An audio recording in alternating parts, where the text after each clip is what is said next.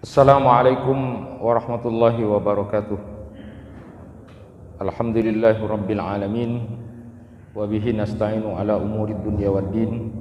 Asyhadu an la ilaha illallah wahdahu la syarikalah. Wa asyhadu anna Muhammadan abduhu wa rasuluh.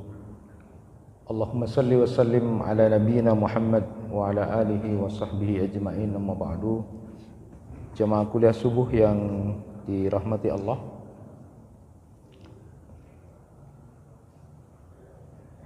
salah satu hadis Rasulullah sallallahu alaihi wasallam di musim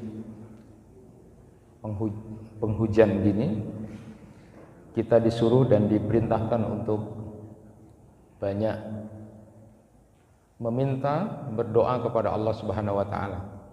Karena ini adalah salah satu waktu yang mustajabah.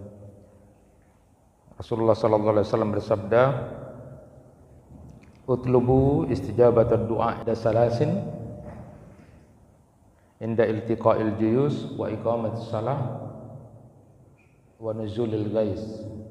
Jadi ada 3 waktu yang kita mustajabah untuk berdoa. Yang pertama adalah saat bertemunya 2 pasukan perang.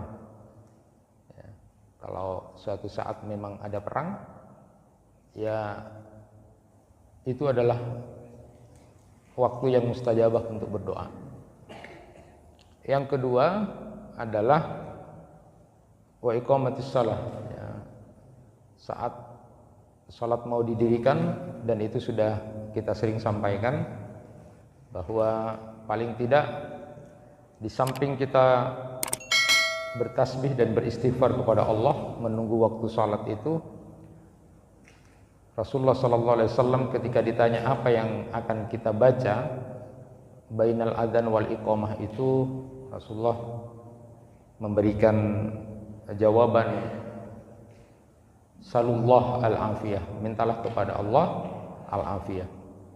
Jadi menjelang mendirikan sholat, kita berdoa kepada Allah, diantaranya yang sudah pernah saya sampaikan, Allahumma inni as'alukal afiyah fid dunya wal akhirah, Allahumma inni as'alukal afwa wal afiyah fi dini wa dunyaya wa ahli wa mali wastur aurati wa amin rawati, Allahumma fat min baina yadayya wa min khalfi wa yamini wa an shimali wa min fawqi wa a'udzubika min adzabi an uqtala min tahti.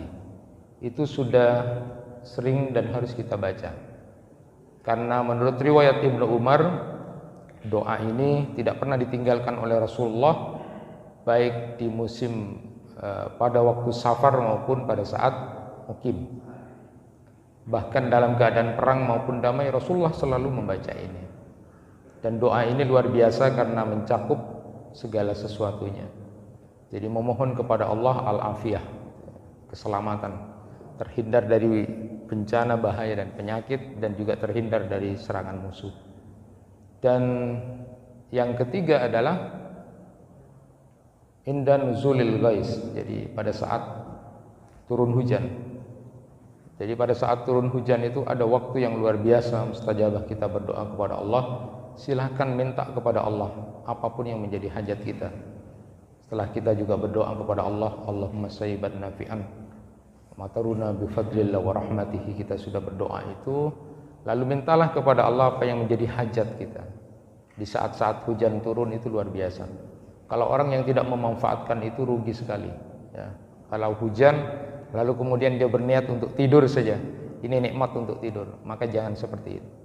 Gunakan waktu hujan itu, setelah kita mungkin mengamankan rumah dari kebocoran dan sebagainya, gunakan kalau sudah aman, nyaman, gunakan di musala rumah kita untuk berdoa kepada Allah. Itu sesuatu yang luar biasa, zikir sambil berdoa kepada Allah, karena itu adalah waktu-waktu yang sangat mustajabah. Walaupun juga kita meminta kepada Allah saat menjelang melaksanakan mendirikan sholat itu, minta al-afiyah, dan salah satu dari afiyah itu adalah kesehatan, juga kita dianjurkan memohon kepada Allah terhindar dari penyakit-penyakit hati, karena penyakit-penyakit hati itu sangat luar biasa. Makanya ketika ada seorang nenek yang sangat tua itu, nenek yang sangat tua, kurang lebih umurnya 100-an lebih, ketika ditanya apa rahasianya nenek kok begitu sangat sepuh gitu. Lalu nenek itu menjawab dengan kalimat sederhana, taraktu al-hasada wa baqiya al-jasada. Aku meninggalkan hasad, lalu yang ada cuma jasad aja. Jadi tidak ada ini, ada kebencian, ada dendam, ada apapun itu tidak ada. Hati itu bersih, maka tinggal nyaman saja hatinya, fisiknya. Jadi aku tinggalkan itu, lalu kemudian aku cuma menjadi orang yang kemudian seperti yang kau lihat. Jadi meninggalkan hasad, kedengkian itu, lalu kemudian tinggal jasad aja, tinggal fisik. Kenapa ini perlu diulang-ulang? Karena kadang-kadang kita lupa. Karena kadang-kadang kita lupa bahwa ada sesuatu yang luar biasa yang harus kita pahami bersama. Jamaah yang dirahmati Allah, kita ingin lanjutkan kajian kita. Pada kesempatan ini masih tentang penghuni neraka atau berkenaan dengan neraka. Semoga Allah melindungi kita semua dari neraka. Nah, kali ini kita akan bahas tentang apa yang menjadi makanan, minuman, dan pakaian penghuni neraka itu. Kita memahami bersama bahwa dari ayat-ayat Al-Quran maupun hadis-hadis Rasulullah bahwa makanan, minuman, dan pakaian penghuni neraka itu merupakan salah satu azab dari Allah kepada penghuni neraka. Jadi azab neraka itu macam-macam, tidak cuma satu, tidak hanya gambaran api saja, tetapi dengan berbagai macam azab dan berbagai macam model. Termasuk salah satu di antaranya adalah makanan, minuman, dan pakaian dari penghuni neraka. Nah, saya ingin sampaikan secara umum dulu bahwa saya rangkum dari berbagai ayat yang disampaikan di dalam Al-Quran itu, bahwa makanan penghuni neraka itu adalah zakum. Itu yang pertama, buah pohon yang sangat jelek, tidak enak, dan baunya sangat busuk, itu zakum. Lalu kemudian dori, pohon atau buah yang berduri. Lalu dzugussah, makanan yang menyumbat kerongkongan. Dan yang keempat annar, makan api itu sendiri. Nanti kita akan bahas lebih dalam. Jamaah, jadi memang dahsyat sekali. Inilah yang membuat kemudian para sahabat, orang-orang saleh itu kemudian berpikir ketika ingat ayat-ayat neraka itu, mereka kemudian pingsan. Banyak sekali macam siksaan yang kemudian digambarkan di dalam Al-Quran itu. Di antaranya ada diseretnya wajah mereka ke neraka itu. Yauma yushabuna finnari ala wujuhihim, pada hari mereka kemudian diseret ke neraka pada wajahnya. Di dalam Quran surat Al-Qamar ayat 48. Di saat itu juga ada yang digiring dalam keadaan buta, bisu, tuli, di atas wajah mereka ke neraka jahanam. Dalam Quran surat Al-Isra ayat 97. Kemudian digambarkan pula di dalam Quran surat Al-Ahzab ayat 66, wajahnya dibolak-balik di neraka tanpa dapat ditahan, dibakar kulitnya, dihancur luluhkan, ditarik dan dikeluarkan ususnya. Allahumma ajinna minan nar, Allahumma ajinna. Dan secara umum juga ada yang sudah pernah saya sampaikan itu di dalam Quran surat Hud 106. Fa ammal ladzina syaqu fa fin nari lahum fiha zafiru wa syahiq. Adapun orang-orang yang celaka itu tempatnya di dalam neraka. Di dalamnya mereka mengeluarkan dan menarik nafas dengan merintih. Jadi zafir wa syahiq. Jadi kalau zafir itu mengeluarkan nafas itu dengan sesak, ada keterganjalan yang kuat. Lalu ketika juga syahik itu menarik atau mengambil udara itu juga dengan begitu sangat tersendat-sendat. Jadi kalau COVID itu gambarannya begitu, kecil itu, Jadi narik nafas itu susah, lalu kemudian mengeluarkan nafas itu susah. Nah, orang-orang yang ada di neraka itu, penghuni di neraka itu juga jauh lebih sakit. Jadi mengambil nafas itu sakit sudah, terganjal. Bagaimana juga mengeluarkan juga sakit juga. Ngambil nafas itu sakit, mengeluarkan nafas juga sakit. Allahumma ajirni min nar. Jemaah yang dirahmati Allah, kita bahas yang pertama adalah zakum. Tadi sudah disampaikan bahwa makanan penghuni neraka itu adalah zakum. Saya bacakan beberapa ayat yang berkenaan dengan ini. A'udzubillahi minasyaitonirrajim. Summa innakum ayyuhad-dallunal mukadzibun la'akiluna min syajarin min zakum. Kemudian sesungguhnya kamu, hai orang-orang yang sesat, lagi mendustakan, benar-benar akan memakan pohon zakum. Di dalam Quran surat Ad-Dukhan ayat 43-44 juga disebutkan itu. Inna syajarataz zakum ta'amul asim. Sungguh pohon zakum itu makanan bagi orang yang banyak berdosa. Nah, jemaah yang dirahmati Allah, saat Nabi sallallahu alaihi wasallam membaca ayat Al-Qur'an, ya ayyuhalladzina amanu taqullaha haqqa tuqatih wa la tamutunna illa wa antum muslimun, berkatalah Nabi, lau anna qatratan min zakum kutirat fi darid dunya la afsadat ala ahli dunya ma'aisahum fa kaifa bima yakunu ta'amahu. Rasulullah menyatakan begini, andai setetes dari zakum itu menetes ke dunia, niscaya akan merusak semua penghidupan penghuni dunia. Lantas bagaimana kalau memakannya? Andaikan setetes zakum saja jatuh ke dunia, itu akan merusak banyak hal. Bagaimana kalau memakannya? Itu zakum, makanan penghuni neraka.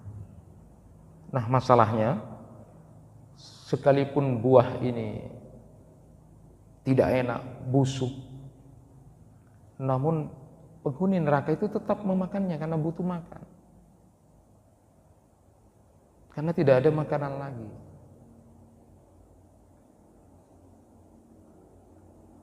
Kemudian yang kedua, dori.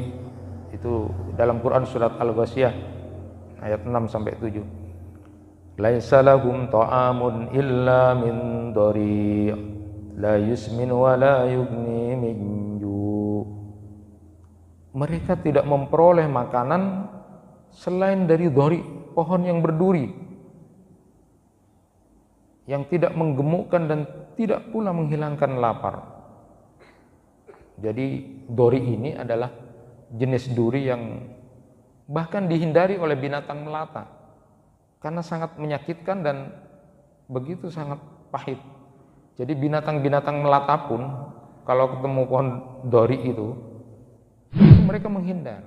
Itu binatang melata yang sudah bersama hidup sebenarnya.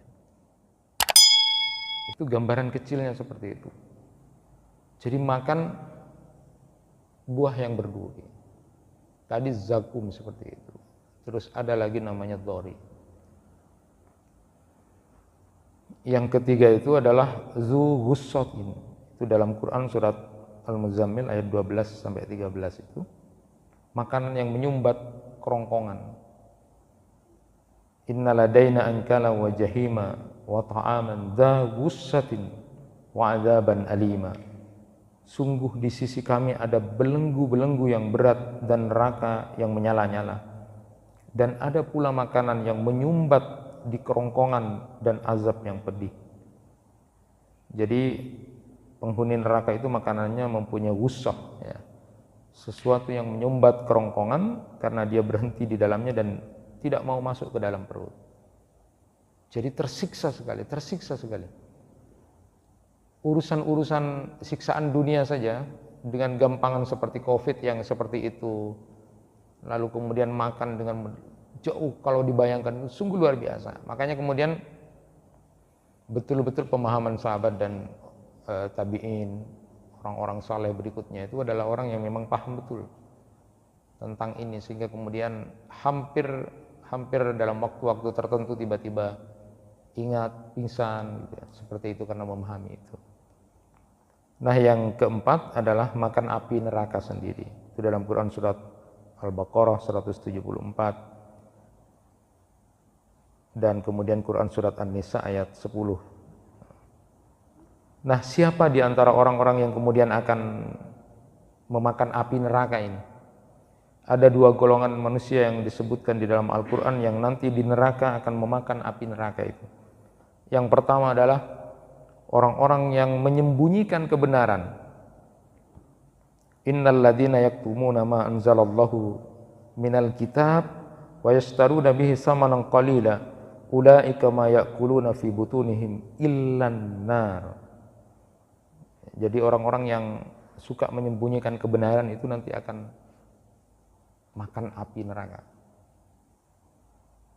Kemudian yang kedua adalah orang-orang yang memakan harta anak yatim secara zalim. Itu dalam Quran surat An-Nisa ayat 10. Innal ladzina ya'kuluna amwal yatama zulman innama ya'kuluna fi butunihim nara wa sayaslawna sa'ira. Sesungguhnya orang-orang yang memakan harta anak yatim secara zalim, sebenarnya mereka itu menelan api sepenuh perutnya, dan mereka akan masuk ke dalam api yang menyala-nyala. Jamaah yang dirahmati Allah, ini akan kita coba sedikit tambahi keterangan. Jadi salah satu dosa besar yang disebutkan oleh Rasulullah SAW itu, dan di dalam kitabnya Al-Kabairnya Imam Az-Zahabi, kemudian Syekh Muhammad Mutawalli Asy'arawi juga menggambarkan tentang dosa-dosa besar itu. Salah satu dosa besar yang berbahaya akan kemudian bisa membuat manusia itu menjadi penghuni neraka dan memakan api neraka itu adalah yang memakan harta anak yatim. Ada keterangan yang menarik dari beliau Syekh Muhammad Mutawalli Asy'arawi itu dalam kitab beliau juga Al-Kabair. Anak yatim itu adalah individu yang kehilangan keluarganya, dan oleh karena itu dikatakan sebagai dzurratun yatimah, seseorang yang sendirian. Jadi yatim itu sendirian. Ada orang mengatakan, kata beliau, yatim itu kalau ditinggal mati oleh bapaknya. Nah, sebenarnya yatim ini semua punya ya, manusia, lalu kemudian binatang dan burung juga yatim. Cuma beda, kalau manusia itu yatimnya adalah ditinggal bapaknya, ditinggal meninggal oleh bapaknya. Lalu kalau binatang itu kalau ditinggal ibunya, karena biasanya kalau binatang itu seperti ayam dan sebagainya, yang menjaga merawat nanti kalau sudah lahir adalah ibunya. Yang mengganggu itu akan diusir oleh betinanya, sang betina. Sang pejantan cuma cukup selesai ngasih, membuahi betinanya, lalu kemudian udah selesai. Tapi kalau binatang itu, yatim itu kalau kehilangan ibunya. Lalu kata beliau, kalau burung itu kedua-duanya, itu disebut yatim kalau sudah bapak dan ibunya. Karena yang merawat, menjaga terus itu adalah burung itu dua-duanya. Jadi mulai membangun sangkar dan sebagainya itu semuanya dua-duanya. Jadi kalau manusia itu kalau kehilangan bapak, lalu kalau binatang itu kehilangan ibunya, kalau burung itu adalah bapak dan ibu. Sehingga kemudian disebut inilah orang-orang yang sendirian, ya, perlu bantuan. Nah, jamaah yang dirahmati Allah, Allah Subhanahu wa taala mengatur itu, memberikan gambaran tentang anak-anak yatim itu.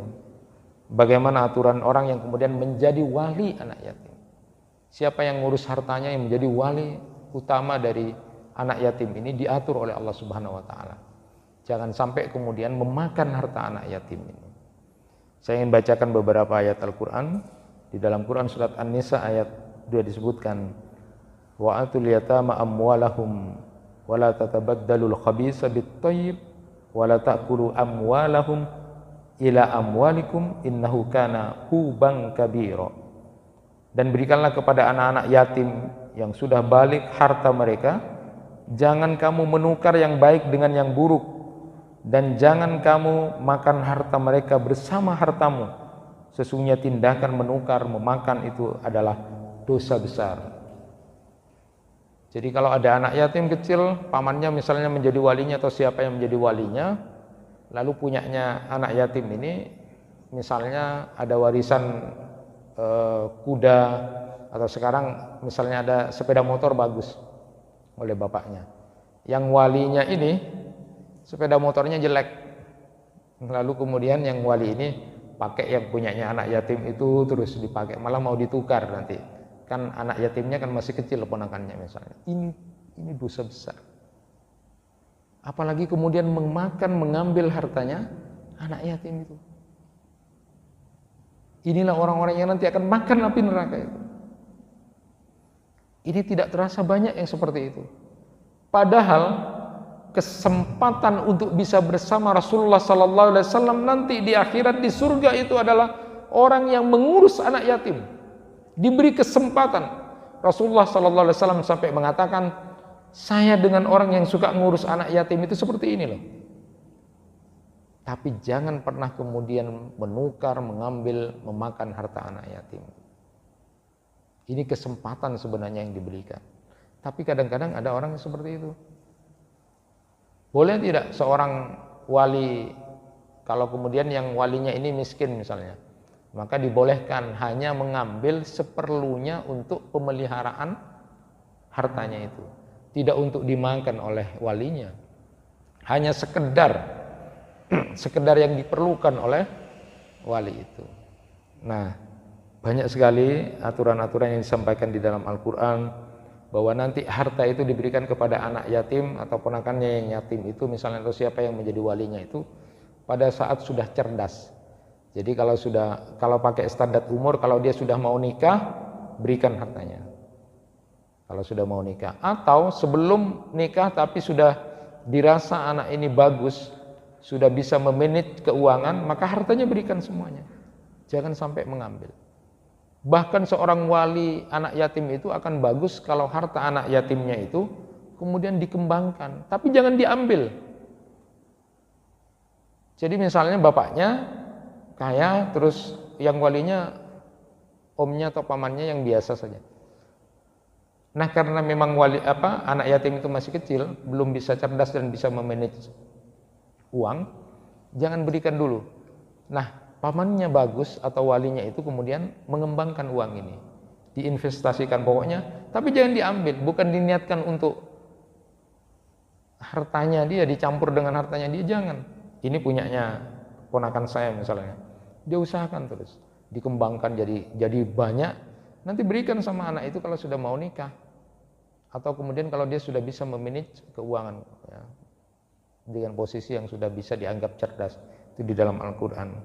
Sekali lagi, jangan sampai memakan, mengambil, menukar harta anak yatim, karena itu adalah dosa besar.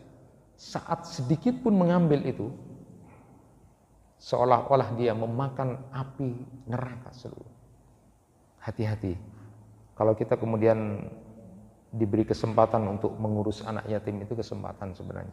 Rasulullah menyatakan, ana wa kafilul yatim fil jannah hakada. Ya, seperti ini. Nah, memang besar godaannya untuk masalah harta ini bagi orang yang menjadi wali, itu besar. Bisa menukar, bisa kemudian Arya kan engkau saya ngalaku apa segala macam. Hati-hati. Dosa besar, hubang kabira. Oleh karena itu kita kemudian sedikit memahami bagaimana kalau mau makan, doanya mau makan. Allahumma barik lana fima razaqtana, lalu disambung dengan wakina adzabannar. Coba kita renungkan apa hubungannya dengan waqina adzabannar. Ya Allah, berkahilah apa yang diberikan ini, rezeki yang akan kita makan, yang dihidangkan itu. Allahumma barik lana fima razaqtana. Jadi ingin makanan yang kita makan itu bisa memberikan keberkahan kepada kita, tapi kemudian tiba-tiba waqina adzabannar. Hati-hati, bisa jadi di makanan itu justru akan membuat kita seolah-olah dalam gambaran Al-Quran tadi memakan api neraka. Perut kita diisi sepenuhnya dengan neraka karena persoalan makanan itu. Jadi kalau ada ungkapan siapa Anda adalah apa yang Anda makan. Ya, jadi kalau orang berpikir seperti itu, yang diperintahkan di dalam agama itu adalah memakan yang halal dan thayyib. Ya. Jadi itu nanti ada bahasan khusus tentang halal. Ya, paling tidak halal lidzatihi, memang barangnya halal, lalu kemudian halal bighairihi, halal dengan cara mendapatkannya. Lalu thayyib, makanan yang akan kita makan itu adalah makanan yang berstandar higienis dan bermanfaat buat kita. Jadi yang kita makan itu adalah halalan thayyiba, itu dalam Al-Quran. Jadi yang halal zatnya, lalu kemudian halal juga cara mendapatkannya. Jangan sampai kemudian memakan harta anak yatim. Maupun secara umum disebutkan bahwa semua yang didapat dari hal yang tidak halal, mulai dari mencuri, korup, mengambil haknya orang lain, dari pungli, dari merampok, dari menipu, dari curang dalam berdagang, habis itu. Anda adalah apa yang Anda makan. Itu ungkapan, ya, salah satu ungkapan. Nah, khusus makanan ini sedikit saya sampaikan, dan ini sudah pernah disampaikan juga oleh yang lain. Cerita masyhur ketika Imam Syafi'i berkunjung ke rumahnya Imam Ahmad, dan ketika sudah waktunya makan malam itu, sudah makan malamnya lahap itu. Imam Syafi'i lahap sekali, banyak makan. Karena Imam Ahmad itu punya seorang putri solehah, sering diceritakan oleh Imam Ahmad, punya guru, punya sahabat Imam Syafi'i yang cerdas, alim dan sebagainya. Lalu kemudian putrinya Imam Ahmad ini selalu mengamati apa yang dilakukan oleh Imam Syafi'i ketika berkunjung ke rumah Imam Ahmad, ke rumahnya itu. Di situ pada saat makan malam itu lahap sekali. Lalu kemudian setelah itu selesai masuk kamar, ya berbaring, tapi tidak tidur sama sekali beliau. Tapi tidak sholat malam. Sampai kemudian waktu subuh juga begitu, waktu subuh ya langsung sholat aja. Nah, rupa-rupanya putrinya Imam Ahmad ini mengamati apa yang dilakukan oleh Imam Syafi'i. Lalu kemudian tanya kepada abahnya, ini tah Imam Syafi'i yang abah ceritakan itu? Iya benar. Kenapa? Katanya. Kok aku mengamati ada 3 keganjilan, 3 kejanggalan dalam apa yang saya amati gitu. Yang pertama, dia makannya banyak. Dia makannya lahap sekali, makan banyak. Lalu kemudian yang kedua, terus dia gak sholat malam itu, gak sholat malam. Lalu kemudian sholat subuh ya langsung aja dia ndak pakai wudhu katanya. Lalu Imam Ahmad itu agak mikir juga, benar nggak yang dikatakan oleh putrinya itu. Lalu kemudian ketika itu disampaikan oleh Imam Ahmad kepada Imam Syafi'i, apa yang menjadi unek-unek pengamatan dari putrinya itu. Nah, jawaban Imam Syafi'i itu, beliau menyatakan begini, salah satunya yang kaitannya dengan makan itu, laqad akaltu katsiran li'anni a'lam anna ta'amaka min halal wa innaka karim wa ta'amul karim dawa wa ta'amul bakhil da'un wa ma akaltu li asba wa inna ma la tadawa bi ta'amika. Aku makan banyak, katanya Imam Syafi'i, karena aku tahu makananmu ini halal dan kamu orang baik, kamu orang mulia. Jadi makanannya orang baik itu, makannya orang yang mulia itu obat. Wa ta'amul bahil daun, tapi kalau makanannya orang bahil penyakit itu, penyakit. Wa ma'akaltu li asba wa inna ma tadawa bi ta'ami. Aku itu loh makan itu bukan untuk kenyang. Berlahap-lahap itu bukan untuk kenyang. Karena aku mengasumsikan bahwa makanan kamu yang halal lalu dari orang mulia itu obat.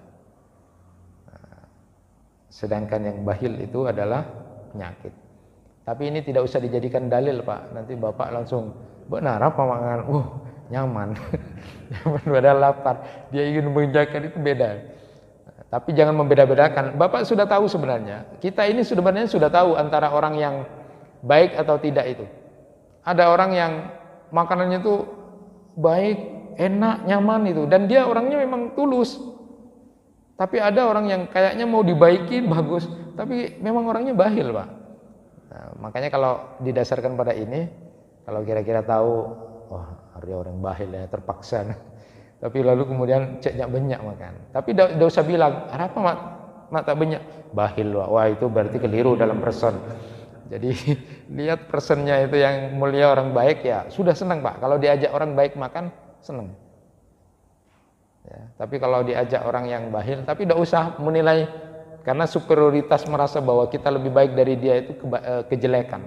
Amal kita jadi terhapus gara-gara itu. Tapi paling tidak Bapak dan Ibu pakai zauk aja, pakai rasa saja. Oh, ini orang baik. Saya senang itu. Makan yang lahap. Jadi kalau ada seseorang yang makan kok nyaman makan lahap. Alasannya apa? Bomba banyak, cano oleh banyak makan. Nikah. Saya ngajak nyaman ini. Tapi katanya Imam Syafi'i, aku bukan makan banyak itu bukan karena ingin mengenyang-kenyangkan, bukan, karena memang saya akan jadikan ini obat. Lalu kemudian yang lain dijawab pada waktu tidur, kenapa tidak sempat sholat malam? Karena beliau berpikir tentang tiba-tiba banyak ayat-ayat Al-Quran yang dia kemudian pahami dan itu berkaitan dengan hukum-hukum agama, fikih, lalu kemudian tidak sempat tidur. Tidak sempat tidur karena tidak tempat bangun untuk sholat karena mikirkan 72 persoalan fikih itu. Ya, mungkin Imam Syafi'i juga karena di tempat yang tempatnya Imam Ahmad, jadi banyak ilmu yang kemudian dia tidak sempat sholat malam. Karena lebih jauh memikirkan ilmu-ilmu untuk masyarakat. Apa ini pemecahan masyarakat kalau punya masalah gini terus itu banyak. Sampai kemudian aku sholat subuh dan aku tidak berwuduk lagi karena wuduk yang dipakai waktu sholat isya itu dipakai untuk sholat subuh karena aku merasa tidak tidur. Jadi tidak tidur Imam Syafi'i itu walaupun baringan. Jadi berpikir tentang itu. Ada 72 masalah fikih yang kemudian tidak tidur, tidak sempat tertidur, lalu kemudian juga tidak sholat malam, lalu kemudian subuh jadi wuduk yang isya itu dipakai untuk subuh. Dan aku merasa tidak pernah ada yang membatalkan wudhu. Jadi langsung ya terjawablah semua keganjalan yang dilihat oleh putrinya dari Imam Syafi'i, dan ketika disampaikan oleh Imam Ahmad kepada Imam Syafi'i jawabannya seperti itu. Nah, pelajaran diantaranya buat kita adalah makan makanan yang halal dan thayyib itu, baik halal zatnya itu, barangnya memang halal lalu kemudian dari cara mendapatkannya itu halal lalu kemudian thayyib itu maksudnya adalah sesuai dengan standar dirinya gitu ya. Karena ada makanan halal tapi tidak thayyib pada seseorang. Jangan itu. Jadi makanannya halal tapi tidak thayyib. Makanya dokter itu kadang-kadang menganjurkan ini boleh dikonsumsi, ini tidak boleh. Ini boleh, ini tidak boleh. Tapi itu juga merupakan ya kalau saya lihat ini sudah gambaran juga. Ada orang kaya raya. Saya pernah di Malang itu. Orangnya kaya raya, punya hotel besar, dia membangun seperti itu, tapi dia kena penyakit. Kena penyakit itu tidak boleh makan sembarangan. Jadi makannya ditakar gitu kan. Pakai ditakar sebagainya, itu orang kaya raya. Itu yang diundang itu orang-orang yang tidak punya itu makan selahap-lahapnya itu. Jadi itu kenikmatan tersendiri. Nah, berkah itulah yang kemudian makanya Allahumma barik. Kita mohon keberkahan. Berkah itu adalah khairun ya'ti bi khairin. Makanya kalau Imam Syafi'i itu mengatakan tadi itu, saya makan karena ini akan ada berkah dari orang baik, harta yang baik, segala macam pasti akan memberikan kebaikan. Khairun ya'ti bi khairin, itu namanya berkah. Ya, keberkahan itu menjadi sangat penting. Tetapi memang diingatkan oleh Allah Subhanahu wa taala di dalam Al-Qur'an itu, A'udzubillahi minasyaitonirrajim, fakulu mimma razaqakumullah halalan thayyiba washkuru nikmatallah in kuntum iyyahu ta'budun. Maka makanlah yang halal lagi baik dari rezeki yang telah diberikan Allah kepadamu, dan syukurilah nikmat Allah jika kalian benar-benar hanya kepadanya menyembah. Nah, ini di dalam Quran surat An-Nahl 114. Jadi menikmati karunia Allah dengan makan makanan atau minuman yang halal dan thayyib itu, kemudian dilanjutkan dengan bersyukur kepada Allah, itu tanda, itu indikasi beribadah kepada Allah dengan benar. Jadi Quran surat An-Nahl ayat 114. Jadi tanda ibadahnya seseorang itu tauhidnya kuat, beribadahnya bagus kepada Allah, karena dia makan makanan yang halal dan thayyib. Lalu kemudian dia bersyukur kepada Allah atas nikmatnya yang diberikan Allah kepada dia. Itu tandanya indikasi bahwa dia beribadah dengan baik. Tapi kalau ada orang suka makan makanan yang haram, suka makan yang subhat, tidak mikir-mikir, dia beribadah kepada Allah, menyembah Allah, itu berarti kontradiktif dengan apa yang dilakukan. Tanda orang itu menyembah Allah satu-satunya, tanda orang itu kemudian tauhidnya kuat adalah saat dia makan makanan yang halal dan thayyib dan bersyukur kepada Allah. Jadi tidak kontradiktif, ya, tidak kontradiktif. Itu tanda indikasi bahwa dia beribadah kepada Allah dengan benar. Nah, sebagaimana sabda Nabi Sallallahu Alaihi Wasallam, "Laisa ba'dal halal at-thayyib illal haram al-khabis." Setelah yang halal dan thayyib itu tidak ada lagi selain haram dan yang buruk, al-khabis, ya. Jadi saya itu baca kitabnya Syekh Al-Fauzan itu, Al-At'imah wa Ahkamus Sayd wa Dabah itu, yang berbicara tentang fikih makanan itu luar biasa. Beliau menjelaskan lebih detail lagi makanan-makanan dan minuman-minuman, binatang-binatang apa yang bisa kemudian kita makan. Itu harus kita pelajari secara khusus. Insya Allah nanti yang bagian fikih saja.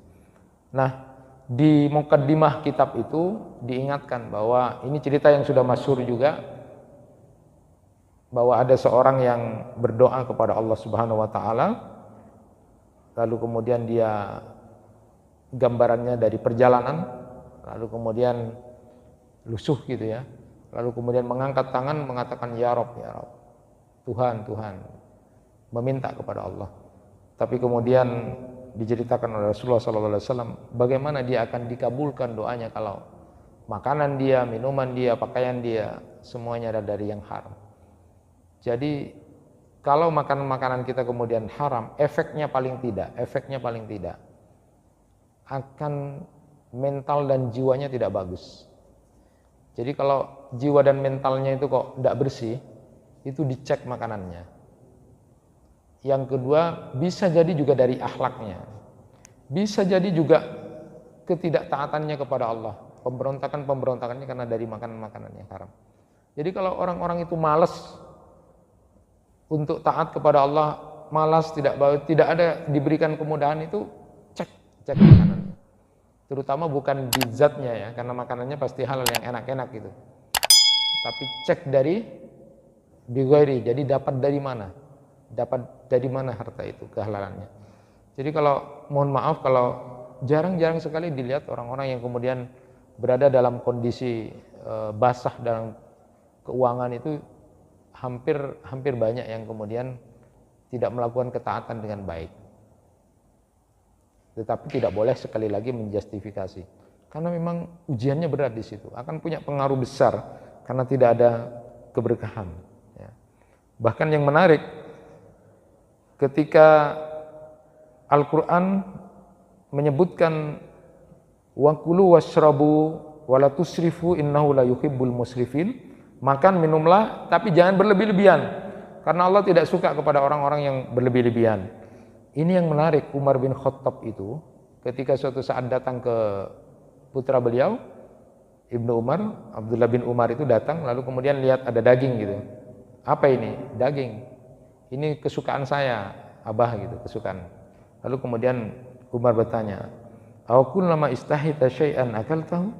Kafa bil mar'i sarafan ay ya'kula kullam istahab." Cukuplah, kata beliau, apakah kamu setiap ingin sesuatu lalu kamu makan? Maka cukup dikatakan musrif, berlebih-lebihan saat kamu setiap yang kamu inginkan kamu makan. Nah, saat berkunjung ke Jabir bin Abdullah itu juga begitu. Ada ditanya, ini daging kesukaanku yang baru saja aku beli. Lalu kemudian beliau menyatakan begini, aw kullama istahaita syai'an istaraitahu ama tahsya an takuna min ahli hadhil ayah adhabtum tayyibatikum fi hayatikumud dunya wastamta'tum biha. Umar itu lebih detail lagi ketika bertemu dengan Jabir bin Abdullah itu, lalu mengatakan tentang daging itu, apakah setiap yang kamu inginkan lalu kamu beli? Maka itu musrif. Jadi kalau Umar itu zuhudnya luar biasa. Setiap yang kamu inginkan kamu beli, kamu makan, itu sudah berlebih-lebihan.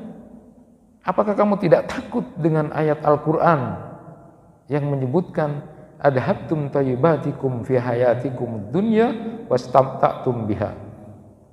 Harta-harta rezeki baikmu itu kamu habiskan untuk urusan dunia saja dan bersenang-senang dengan itu. Umar itu luar biasa gitu. Harta yang diberikan Allah kepada kamu yang baik itu kamu habiskan untuk itu saja. Apa kamu tidak takut dengan ayat ini? Jadi kalau musrif itu, kalau menurut Umar, habis kita habis, Pak. Tero rojak, beli rojak. Tero soto, beli soto. Tero ini, itu sudah musrif katanya. Mbok sekali-kali ditahan gitu. Ditahan maksudnya, engkau tero rojak, anjaklah. Engkau tero soto, anjaklah musrif. Sesekali ditahan. Tapi kalau setiap yang kita inginkan, dibeli, dimakan, wah hebat itu. Itu saja sudah musrif. Padahal kita itu kan kadang-kadang bilang, tampana tero gitu. Tero. Tapi kalau menurut Umar sudah habis tuh. Umar itu begitu sangat hati-hati. Sehingga kemudian kalau para sahabat ini berurusan dengan kalimat-kalimat atau berita-berita neraka itu luar biasa. Umar kan dikenal begitu. Dia kemudian mengatakan, kalau Nabi Muhammad mengatakan semua umatku akan masuk surga kecuali satu, Umar itu sekelas Umar lalu mengatakan, aku takut yang satu itu aku, katanya Umar. Itu Umar. Kita ini siapa? Umar saja berpikir begitu. Kalau nabiku mengatakan semua umatku akan masuk surga kecuali satu, aku takut yang satu itu aku. Kalau Abu Bakar As-Siddiq itu dengan katakan yang perkataannya berkaitan dengan neraka, andaikan kakiku yang kanan sudah ada di surga, lalu kakiku yang satu belum ke surga, maka aku belum merasa aman dari makar Allah. Aku belum merasa aman dari rencana Allah. Itu Abu Bakar. Umar pernah juga seperti itu, pingsan. Bagaimana dengan kita? Bukan siapa-siapa. Kadang-kadang kita tidak pernah gitu, na'udzubillah. Nah, jemaah yang dirahmati Allah, saya lanjutkan sedikit. Saya singkat saja. Jadi apa minuman? Kalau tadi adalah makanan. Sekarang apa yang menjadi minuman dari penghuni neraka itu?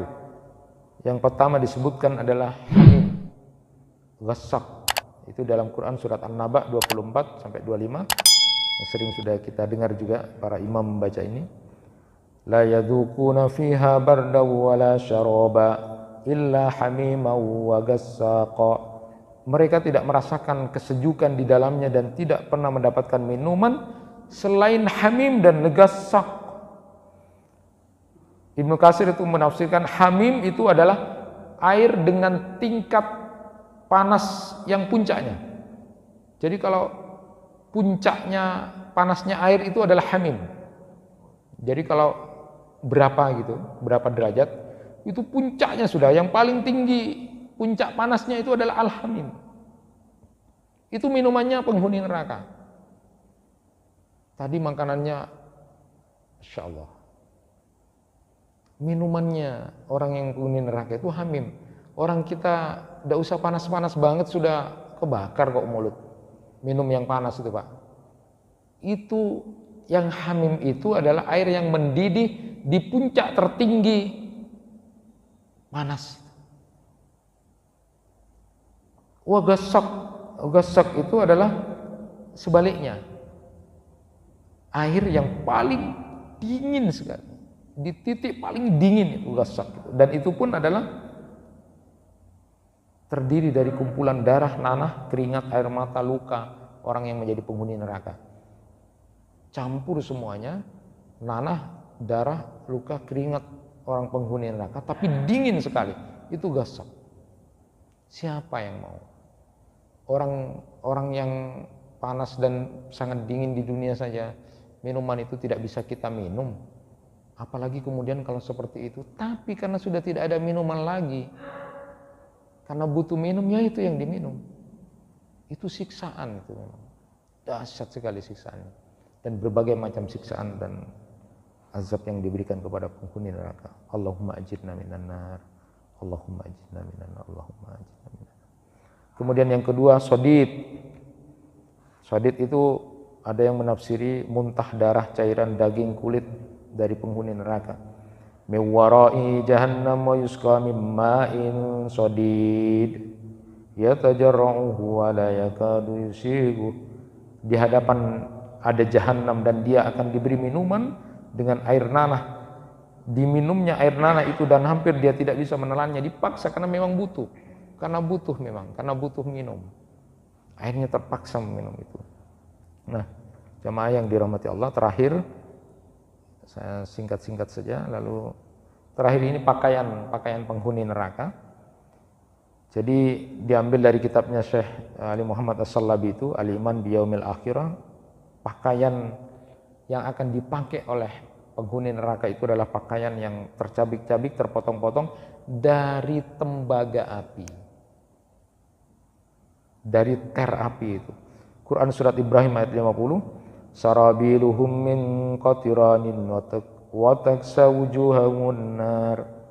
Pakaian mereka adalah dari ter, dari pelangkin belikir itu, dan muka mereka ditutupi oleh api. Jadi pakaiannya itu adalah sarabil itu kan jamak dari sirbal ya, artinya kemeja, baju gamis gini, tapi itu yang tercabik-cabik dari tembaga ter. Aspal lah kalau bahasa dunianya itu gambarannya, walaupun itu aspal itu kecil karena ukuran dunia, tapi ter tembaga di akhirat itu dipakai. Apa ndak tersiksa itu? Semuanya seperti itu. Itu pakaiannya. Nah, berkait dengan pakaian ini, berkait dengan pakaian penghuni neraka, paling tidak kita harus jauhi 4 hal yang disampaikan oleh Rasulullah sallallahu alaihi wasallam. Arba'un min ummati min amril jahiliyah la yatrakuhunna al-fakhru fil hisab wa ta'nu fil ansab wal istifta'u bin nujum wal istisqa'u bin nujum wan niyaha. Wa qala an-na'iyatu idza lam tatub qabla mautiha tuqamu yaumal qiyamah wa 'alaiha sirbalun min qatiran wa dir'un min harab. Ada 4 perkara di dalam umatku dan itu adalah perkara jahiliyah, tidak bisa mereka tinggalkan. Ya, pertama, berbangga-bangga dengan nasab dan keturunan. Yang kedua, mencaci maki nasibnya. Lalu kemudian meminta hujan pada bintang, lalu meratap kalau ada orang mati. Ini 4 hal yang dilakukan oleh umatku, kata Nabi Muhammad. Yang itu adalah perilaku jahiliyah. Tapi yang tidak bertobat sebelum mati dengan melakukan 4 hal ini, habis dia. Dia akan diberikan pakaian dari tembaga api. Jadi yang memakai pakaian-pakaian seperti pakaian penghuni neraka itu adalah, paling tidak di dalam hadis ini disebutkan, orang yang pertama, dia suka berbangga-bangga dengan nasab dan keturunannya. Itu perilaku jahiliyah. Sudahlah, tidak usah. Bukan itu. Inna akramakum indallahi atqakum. Yang mulia di sisi Allah itu adalah orang bertakwa, bukan berbangga-bangga dengan nasab dan keturunan. Sudah, itu perilaku jahiliyah. Kalau dia tidak bertobat dengan seperti itu, dia nanti akan memakai pakaian penghuni neraka. Yang kedua, suka mencaci maki nasib, Arya Brahma, tidak usah. Itu perilaku jahiliyah.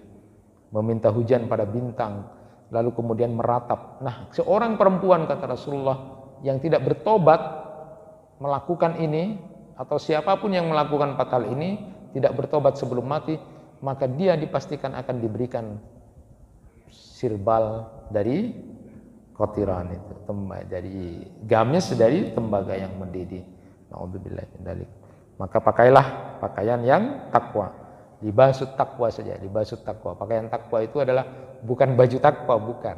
Libasut takwa itu adalah iman, amal soleh, kemudian malu. Kalau itu kemudian kita jadikan pakaian, insya Allah pakaian iman, amal soleh, pakaian malu pada Allah, itu insya Allah akan membuat kita nanti justru akan mendapatkan pakaian di surga, bukan di neraka. Itu yang bisa disampaikan pada kajian kali ini, yaitu tentang makanan, minuman, pakaian dari penghuni surga, untuk bisa kita kemudian hindarkan, untuk tidak bisa menjadi orang-orang yang digambarkan dalam Al-Quran, makan dan minum dengan siksaan dan azab itu termasuk pakaian. Semoga kita semuanya dihindarkan dari api neraka. Allahumma ajirna minan nar, Allahumma ajirna minan nar, Allahumma ajirna minan nar. Kurang lebih mohon maaf. Wassalamualaikum warahmatullahi wabarakatuh.